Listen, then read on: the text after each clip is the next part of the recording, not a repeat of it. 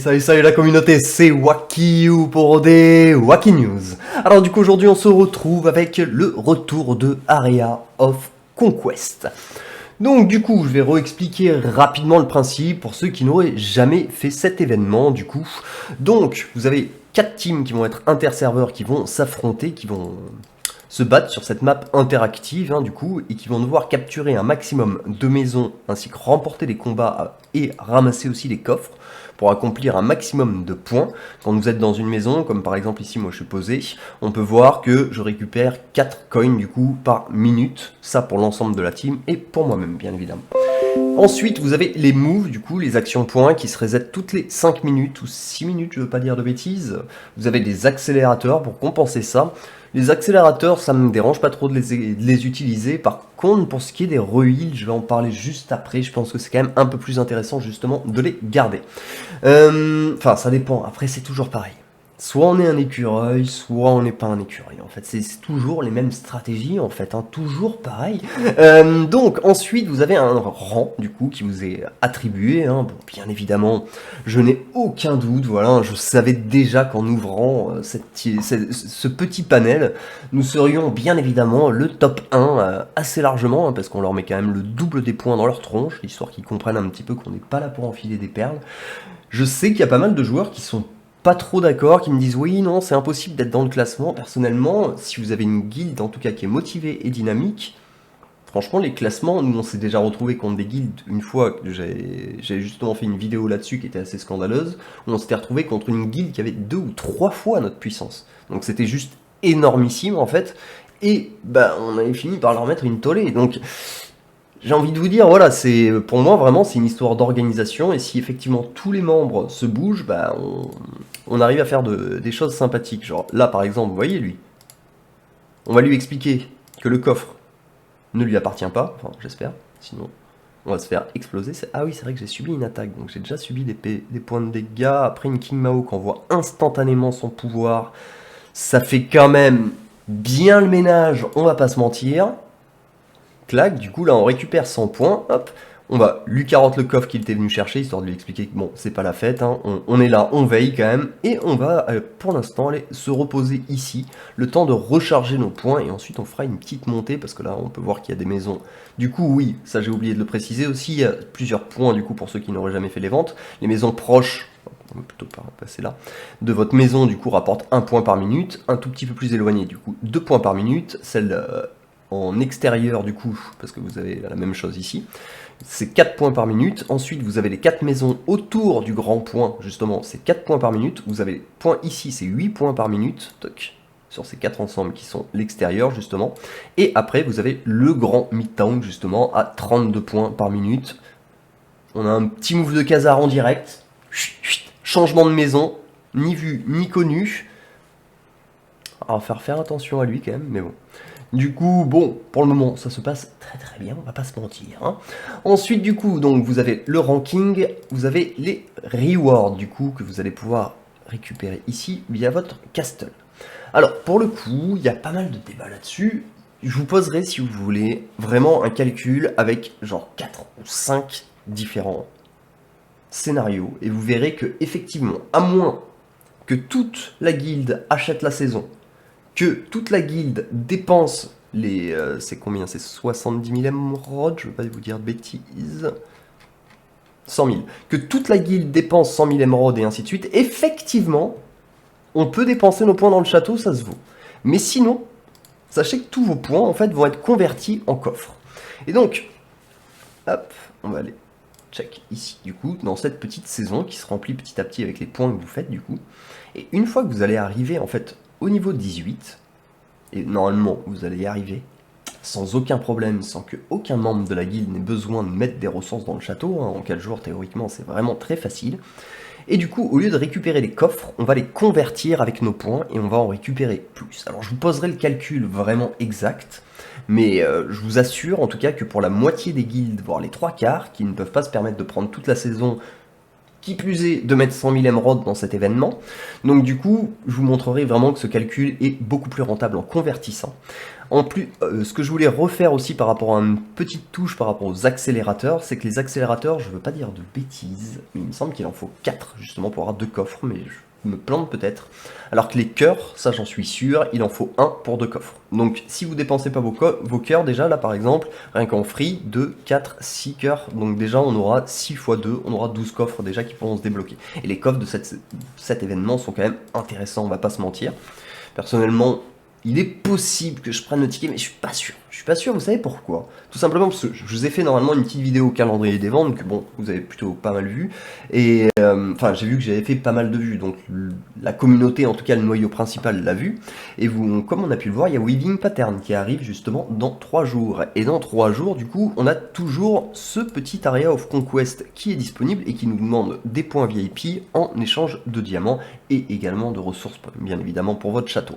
Donc du coup, si vous comptez faire une dépense, moi je pense que je vais la prendre pour le coup, hein, même si bon, je suis pas pièce, mais bon, une fois que Weaving Pattern va arriver, en prenant du coup toujours pareil l'abonnement sur la map, celui-ci j'insisterai toujours parce que je vous inciterai jamais à investir dans le jeu si vous le souhaitez pas, qu'on mette bien les choses au clair, mais il y a plein de joueurs qui investissent de leur plein gré.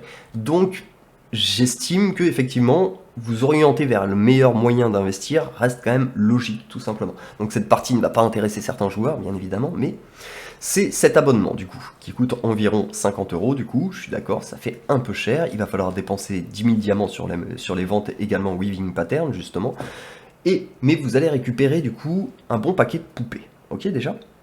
Ensuite, pendant 8 semaines, vous allez récupérer 2 clés. Donc 8 semaines, bon, je pense qu'on est plutôt d'accord pour s'équilibrer, ça fait plus ou moins 60 jours. Hein. Et donc ça nous fait 120 clés.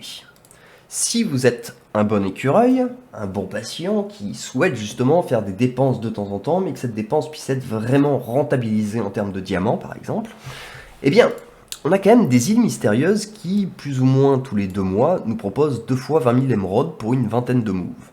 Donc, revenons à notre calcul. Si vous avez 120 clés, que vous les utilisez juste pour aller chercher des émeraudes, bah vous allez, on va arrondir, vous savez quoi, à 25 clés, 20 000 émeraudes. 50 clés, 40 000 émeraudes. 75 clés, 60 000 émeraudes. Vous voyez ce que je veux dire? Plus les poupées que vous allez récupérer sur Weaving Pattern, plus justement là en plus on peut profiter de cette occasion et c'est pour ça que justement j'en parle.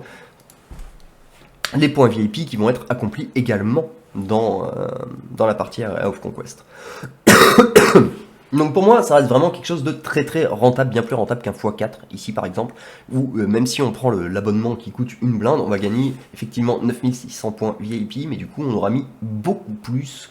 Je sais pas exactement à combien coûte ce pack, mais il doit être vraiment bien plus cher. Et donc du coup, en plus, si on répartit bien nos ressources, eh ben, on va pouvoir se permettre de récupérer une tonne d'émeraudes pour un investissement qui reste ok sur long terme. Par contre, je parle bien évidemment, vous n'allez pas pouvoir récupérer 60 000 émeraudes au bout de 2 mois. Mais si vous économisez vos clés et que vous les utilisez intelligemment, en plus il y a de plus en plus des ventes, les saisons commencent à donner des loops et ainsi de suite. Donc même moi, je vois sur mon compte free player, sur mon gros compte, où je suis free player, personnellement, en termes de loot, j'ai toujours de quoi aller chercher les 20 000 diamants. Donc on a toujours des events qui nous proposent des clés et ainsi de suite, et je dépense vraiment rien du tout. Hein. Donc, ensuite, du coup, on a Piggy qui revient justement, mais là, encore une fois, pour moi, ça n'est pas forcément rentable de faire une dépense de diamants, tout simplement sur Weaving Pattern, sur Area of Conquest.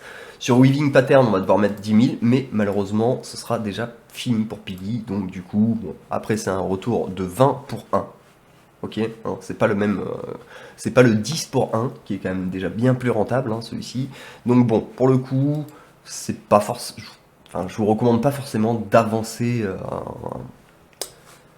bêtement dessus en vous disant c'est bon, c'est la piggy bank. Franchement, pour le coup, je trouve qu'elle est pas très rentable, surtout qu'on va devoir quand même ressortir Weaving Pattern. Alors ça, je vous invite, je vous ferai aussi le calcul vraiment parce qu'il y a encore pas mal de comment dire, d'irrégularité à ce niveau-là, d'incompréhension, en tout cas en termes de calcul. Donc du coup, je vous poserai, il faut que je refasse ça, des vidéos où je vous mathématise tout simplement un événement pour qu'on voit en fait des CQFD qui arrivent tout simplement. Bref, en tout cas voilà, j'espère que vous êtes contents d'avoir Area of Conquest. Moi personnellement je suis ravi, hein. C'est un événement où on s'amuse pas mal. Le seul objectif que je trouve vraiment dur à accomplir, on va faire un petit tour sur les quêtes d'ailleurs parce que je l'ai pas fait. Du coup c'est un événement sur 4 jours, c'est pour ça qu'on va pouvoir attendre Weaving Pattern. Oui je sais, je suis un peu insistant mais bon.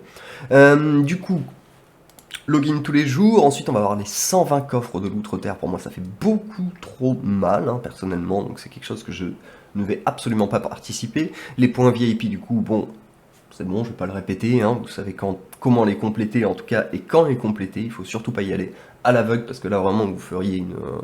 Enfin, ça vous obligerait à faire des doubles achats qui sont pas nécessaires, et si vous... Moi je sais que je pense pas faire partie des gros investisseurs, j'ai investi effectivement au début pas mal dans ce compte, maintenant j'ai quand même pas mal ralenti, et je pense que ça reste quand même des occasions qui sont ok selon moi. Ensuite du coup on va rejoindre des aventures, donc là vraiment pas compliqué, je trouve que ça donne quand même pas mal de points par rapport à ce que c'est, la dépense d'émeraude qui pour moi ne se vaut pas du tout, bien qu'il nous donne quelques coffres en échange, hein. Aller jusqu'à 100 000 pour cette event pour moi ça ne se vaut pas tout simplement. Celui-ci est très très dur à faire, c'est justement celui dont je parlais, parce qu'en 4 jours, réussir à faire 60 attaques sur l'Area of Conquest, je vous assure, faut être actif, hein. En général, j'arrive à 30, 45, 50, mais j'ai jamais réussi, je crois, à faire les 60. Hein.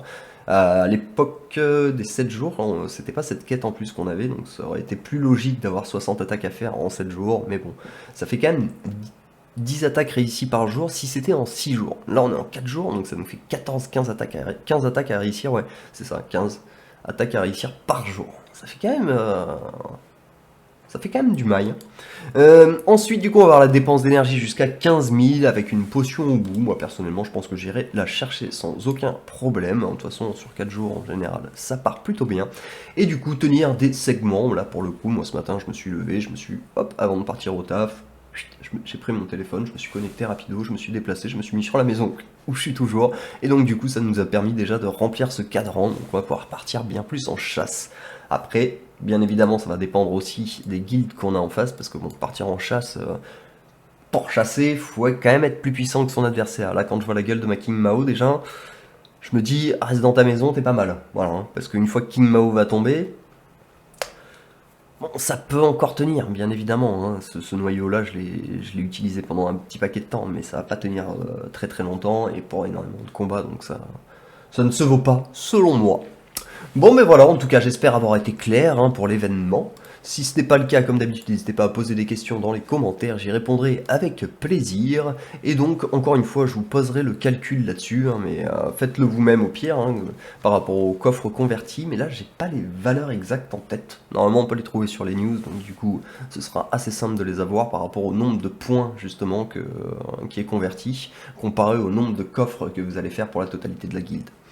Mais bon, si la totalité de la guilde garde ses coffres en individuel, on avait réussi à arriver en tout cas au fait que c'était plus rentable pour des guildes qui peuvent pas se permettre d'investir massivement. Voilà, bah écoutez, en tout cas, je pense qu'on a fait le tour pour aujourd'hui. Si la vidéo vous a plu comme d'habitude, n'hésitez pas à lâcher un petit pouce et à vous abonner, ça fait toujours plaisir. Et puis on se retrouve très très bientôt pour des nouvelles Wacky News. Allez, ciao ciao.